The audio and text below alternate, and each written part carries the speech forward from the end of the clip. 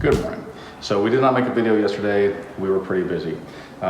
We did quite a bit of stuff, and I'm not going to bore you with all the details because you guys got better things to do. But it dawned on me, probably a lot of you guys are not ever going to put in all new cabinets in your kitchen yourself.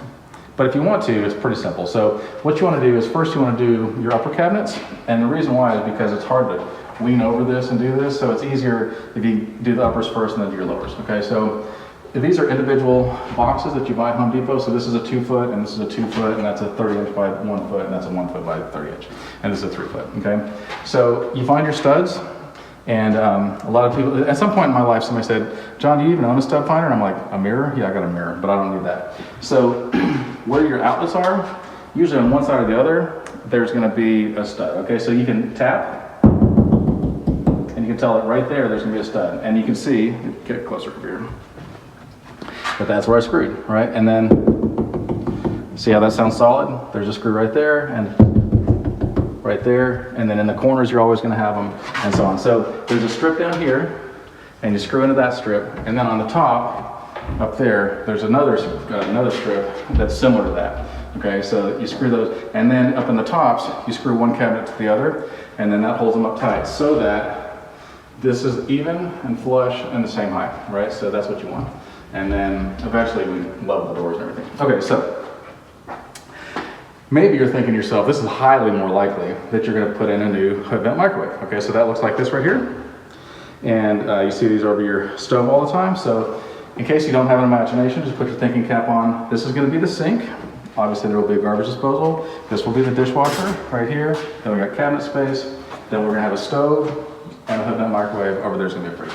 Okay, so the first thing is that they give you a template, okay? And you take this template up and it tells you, hey, put us a hole here, here, here, and then here, right? And so then it tells you what size holes. And if you have a drill bit set like I do, and you're like, oh, I need 1.5 inches, I need a 5/8. And then you get it, and then you drill up in here. And the big hole is to put your plug through, and then the plug comes and plugs up into here. If you don't have one, you're gonna have to put one in.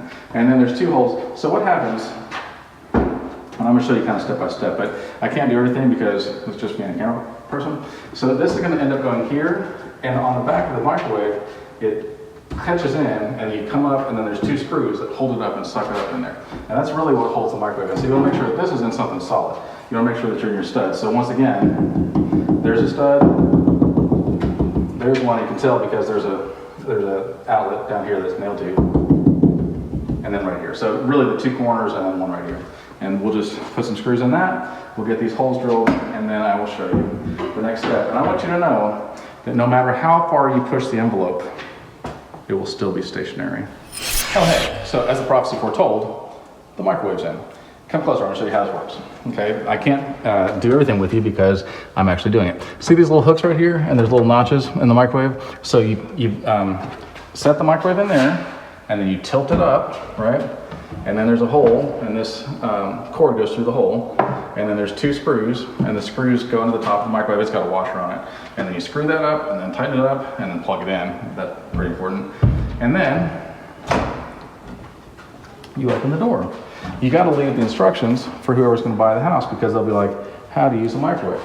So, like, I got very confused on how to use a microwave. I don't really cook a lot. I think you guys know that, but I did put a potato in the microwave, and there's this button that says frozen pizza, and so I hit that button, and I waited quite a while. Obviously we don't have power, so it made it more difficult, but it was still a potato, and I was just like, I don't think I understand how things really work. Speaking of, I don't understand how things really work, this girl, and this is embarrassing, said to me, we should be friends with benefits. And I'm like, you are insane. I'm not that kind of a guy. If you think that I'm gonna pay for your 401k and pay for your health insurance just to be my friend, you are crazy. I'm not dumb.